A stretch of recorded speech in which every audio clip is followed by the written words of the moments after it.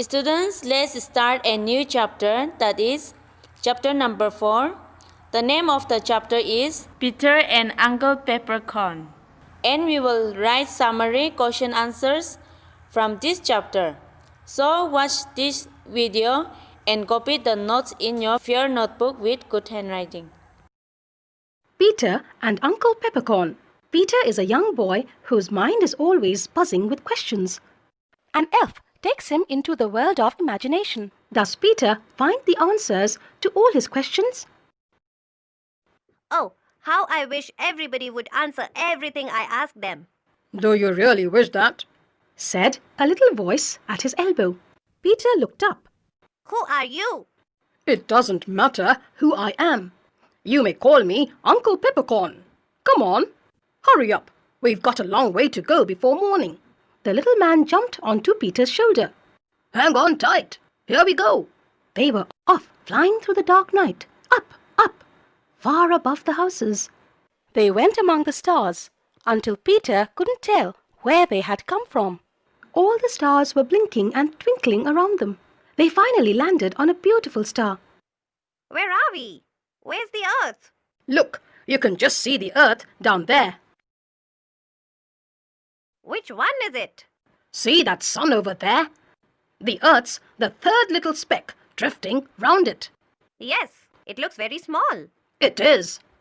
The earth is just a little ball that rolls round and round the sun. It's spinning like a big top all the time. So the people on one side of it see the sun half the time. And the people on the other side see the sun the other half of the time. Day and night, you know. Uncle Peppercorn picked up a bright, shiny stone and put it on a flat rock. Then he turned to Peter. Where's your top? My top? How did you know I had a top in my pocket? It doesn't matter how I know.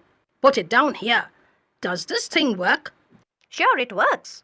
Peter picked it up and set it spinning on the flat rock. It started to spin in a wide circle round the bright stone that lay in the middle of the rock.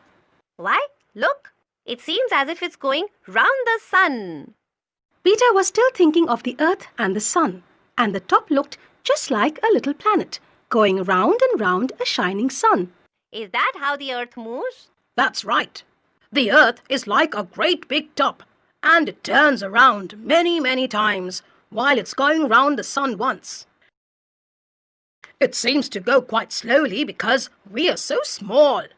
Peter looked at little Uncle Peppercorn and couldn't help smiling. Uncle Peppercorn was so very small. Uncle Peppercorn knew what Peter was thinking. He drew himself up to his full 3 inches. I'm just as big for me as you are big for you. And you're very small beside the earth, you know. I'm sorry. I didn't mean to be rude. That's all right. Uncle Peppercorn smiled again. You see, the earth is so much bigger than both of us that it only has to turn round once to make a whole day and night for us. And it takes a whole year to travel round the sun.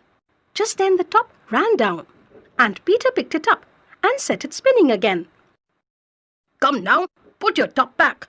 Uncle Peppercorn blinked at Peter under his big funny hat. Now it's time to go back. Uncle Peppercorn climbed back onto Peter's shoulder and shouted, Hang on, here we go. They were off in the big blue sky again, with all the stars twinkling around them. Peter lost track of where they were. For a moment he was afraid Uncle Peppercorn might not be able to find the earth among all the sparkling things. Then he saw it. It was the third speck from the sun that was coming nearer and nearer. Suddenly they were back home. They just missed the moon and landed quite softly on the earth. Here we are. Is there anything you want to ask me before I go away? Don't go away. I like you. Aren't you going to stay with me? I'll be around if you need me, said Uncle Peppercorn, and then he disappeared.